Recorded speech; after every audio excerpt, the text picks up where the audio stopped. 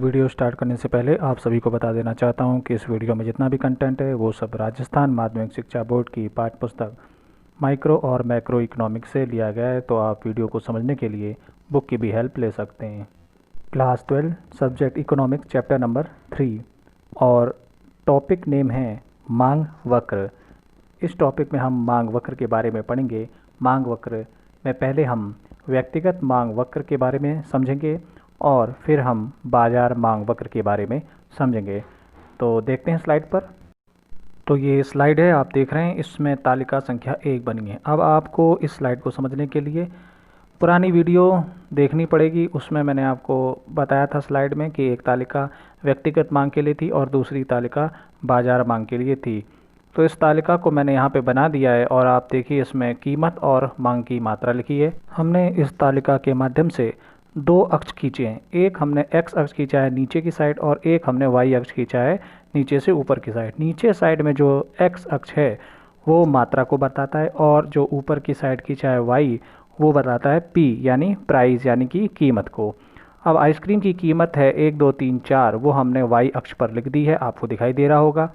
और मात्रा है 4 3 2 1, उसको भी हमने 1 2 3 4 करके मात्रा लिख दी है।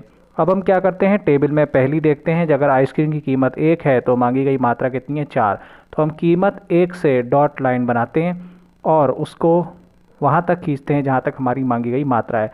और मात्रा जहाँ 4 है उस पर हम नीचे से ऊपर की ओर लाइन खींचते हैं, दोनों एक दूसरे को एक बिंदु पर काटते हैं। फिर हम देखते हैं कीमत हमारी 2 होती है बढ़ के, तो 2 से हम एक लाइन खींचते हैं दाहिनी साइड और हमारी मात्रा है 3, 3 से हम लाइन खींचते हैं ऊपर की ओर, दोनों एक जगह पे एक दूसरे को काट रहे हैं। उसके बाद हम आइसक्रीम की कीमत हो जाती है 3, 3 से हम एक लाइन खींचते हैं दाहिनी ओर और 2 से एक लाइन ऊपर की ओर खींचते हैं। उसके बाद हमारे आइसक्रीम की कीमत हो जाती है 4, 4 से हम एक लाइन खींचते हैं दाहिनी ओर, 1 से हम लाइन खींचते हैं ऊपर की ओर। तो ये देखिए 4 जगह पे इन बिंदुओं ने काटा है, आपको दिखाई दे रहा होगा। ध्यान से देखिए 4 जगह काटा है। ये व्यक्तिगत मांग अनुसूची थी, एक ही व्यक्ति की जो मांग की मात्रा है उसको दिखाया गया है यहाँ पे, यानी कि ये व्यक्तिगत मांग अनुसूची है। तो हमने इस ग्राफ का निर्माण किया। अब हम क्या करते हैं, इन बिंदुओं को मिला देते हैं। तो जब आप मिलाएंगे तो कुछ इस तरीके से आपका पिक्चर आ जाएगा। ये देखिए आ गया। तो ये आपका मांग वक्र है। क्योंकि ये मांग जो वक्र है ये आपकी किस सूची पे तैयार हुआ है, अगर आप ध्यान से देखें तो ये आपकी व्यक्तिगत मांग अनुसूची के आधार पर तैयार किया गया वक्र है। तो जब व्यक्तिगत मांग अनुसूची से हमने तैयार किया है तो इस मांग वक्र का नाम होगा व्यक्तिगत मांग वक्र। फिर से सुन लीजिए, इस मांग वक्र का क्या नाम है, व्यक्तिगत मांग वक्र। तैयार कैसे हुआ मैंने बता दिया है। ये टेबल कहाँ से आई, इसके लिए आपको पीछे की वीडियो देखनी पड़ेगी, वीडियो नंबर 25, उसमें ये टेबल लिखी हुई है। अब हम जब ये समझ गए तो उसके बाद हम तालिका नंबर 2 जो हमने पिछली वीडियो 25 में देखी थी उसके आधार पर हम बाजार मांग वक्र को भी बनाएंगे और समझेंगे कि ये कैसे बनता है। ये जो मांग वक्र आप देख रहे हैं, ध्यान से देखिए, ये ऋणात्मक ढाल वाला है। ऋणात्मक ढाल क्या होती है मैं आपको पहले बता चुका हूँ। तो अब हम देखते हैं बाजार मांग वक्र कैसे बनाते हैं। तो न्यू स्लाइड पर आपको देखिए ये एक ऊपर तालिका मिल जाएगी।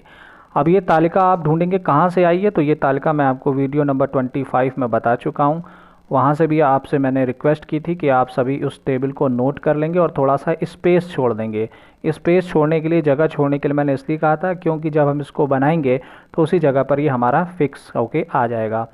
तो अब कीमत 1 2 3 4 आइसक्रीम की, ए यानी एक क्रेता, बी यानी दूसरा क्रेता, ए की मांग बी की मांग और टोटल दोनों को जोड़ के ऊपर ऊपर देखिए बाजार मांग राइट साइड में लिखा हुआ है। हम ये मान के चलते हैं कि हमारे बाजार में जो क्रेता हैं वो सिर्फ 2 हैं, इससे हमें समझने में आसानी होगी। तो देखें, तो हम क्या करेंगे कि हम एक एक्स अक्ष खींचेंगे और एक वाई अक्ष खींचेंगे। तो हमने नीचे एक्स अक्ष खींचा और ऊपर वाई अक्ष खींचा, दोनों एक दूसरे को 0 बिंदु पर काट रहे हैं।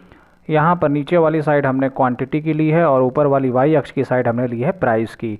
प्राइस कितना है 1 2 3 4, तो हमने देखिए वाई साइड पे 1 2 3 4 लिख दिया है। तो उसके बाद वाई साइड पे हमें बाजार मांग वक्र बनाना है, तो हम बाजार मांग को लिखेंगे, ए और बी की मांग को। तो बाजार मांग देखिए कितनी है, बाजार मांग ए और बी की मांग को टोटल कर दिया है 9 7 5 3। तो अब हम अपने अंदाज से 1 से लेकर 9 तक मैंने बना लिया है। तो 1 2 3 4 5 6 7 8 9 आप देख रहे हैं बना हुआ है। अब आपको क्या करना है, बिंदुओं का मिलान करना ही पड़ेगा। तो आप देखिए पहली कीमत कितनी है, तो हम देखते हैं पहली कीमत है 1।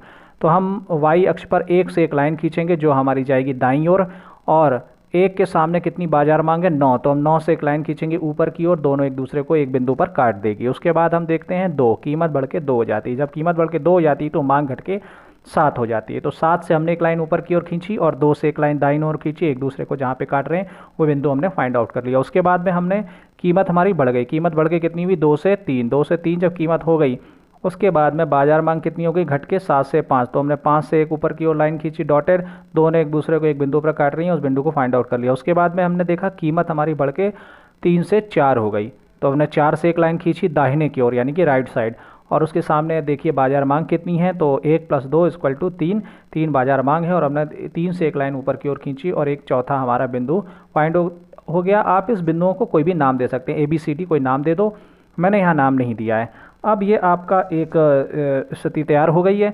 अब अगर हमें इन सभी बिंदुओं को मिला दें तो हमारे सामने कुछ इस तरीके से वक्र बन के आएगा जिसको हम बाजार मांग वक्र कहेंगे। तो वीडियो आपके सामने में ये जो स्लाइड है ये देखिए, आपने इन सभी बिंदुओं को मिला दिया तो ये देखिए एक कर्व बन के आ गया, सीधा कर्व। ये देख रहे हैं ये कर्व है बाजार मांग वक्र। अब ये बाजार मांग वक्र क्यों है, क्योंकि हमने देखिए बाजार मांग वक्र अनुसूची से इस कर्व को बनाया है। किससे बनाया है, बाजार मांग अनुसूची से। ये अनुसूची कहाँ से ली है ये मैंने पीछे वीडियो में आपको बता दी है, वहाँ से ये हमने बनाने की कोशिश की। और मैंने आपसे कहा था कि होमवर्क के लिए नोटबुक में आप थोड़ा सा स्पेस छोड़ दीजिएगा दोनों ही टेबल के नीचे, यानी कि व्यक्तिगत मांग अनुसूची के नीचे अगर आपने टेबल के नीचे थोड़ा सा अगर जगह छोड़ी होगी तो उसमें आपने व्यक्तिगत मांग वक्र बना लिया होगा। और अगर आपने ये जो टेबल है बाजार मांग अनुसूची इसमें अगर थोड़ी सी जगह छोड़ी होगी तो बाजार मांग वक्र आपने बना लिया होगा। तो यहाँ तक ये मांग वक्र कैसे बनता है ये मैंने आपको समझा दिया है, और बाजार मांग वक्र कैसे बनता है ये भी बता दिया। तो अब देखते हैं होमवर्क क्या है। तो होमवर्क के लिए देखिए नोट कर लीजिए, ये अगर आप बुक खोलेंगे, बुक ओपन करेंगे तो देखिए आपको बुक में पेज नंबर 22 लेना है। पेज नंबर 22 जब आप ओपन कर लेंगे तो आपको एक तालिका संख्या 3.1 दिखेगी। उसके लिए आपको पेज नंबर 22 को ओपन करना होगा किताब में, और जो आप तालिका 3.1 देख रहे हैं उससे आपको व्यक्तिगत मांग वक्र बनाना है। कैसे बनाएंगे, मैंने आपको मांग वक्र बनाना सिखा दिया है, व्यक्तिगत मांग वक्र। उसके बाद आप पेज नंबर 23 निकालेंगे यानी उसी के आगे, तो आपको एक तालिका संख्या 2 मिलेगी और उससे आपको बाजार मांग वक्र बनाना है। तो ये आपका होमवर्क है, आपको नोट कर लेना है। उसके बाद मैं आपको एक चीज़ और बता दूं कि जो ये मांग वक्र है ये ऋणात्मक ढाल का है, ठीक है, तो ये ऋणात्मक है। और अगर सामने की साइड में अगर लाइन खींचती हो तो वैसा जो वक्र होता है वो धनात्मक कहलाता है। इसके लिए आप स्लाइड देख लीजिए, इसमें आपको दिख जाएगा। ये देख लीजिए आप, ये ऋणात्मक देख रहे हैं आप, अगर लाइन ऊपर से नीचे की ओर जा रही है और नीचे से ऊपर की ओर सीधी दिशा में आ रही है, अगर कोई ऐसा वक्र आप कभी पढ़ेंगे तो वो धनात्मक कहलाएगा। तो आई होप आपको वीडियो समझ में आएगा। अगर आपको कोई प्रॉब्लम है तो व्हाट्सएप पे आप पूछ लीजिएगा। वैसे कोई भी वीडियो देख नहीं रहा है ना ही पूछ रहा है, लेकिन अगर आप वीडियो ये पूरी देखते हैं तो कम से कम इतना तो बता दें कि आप वीडियो पूरी देख चुके हैं। Thanks for watching.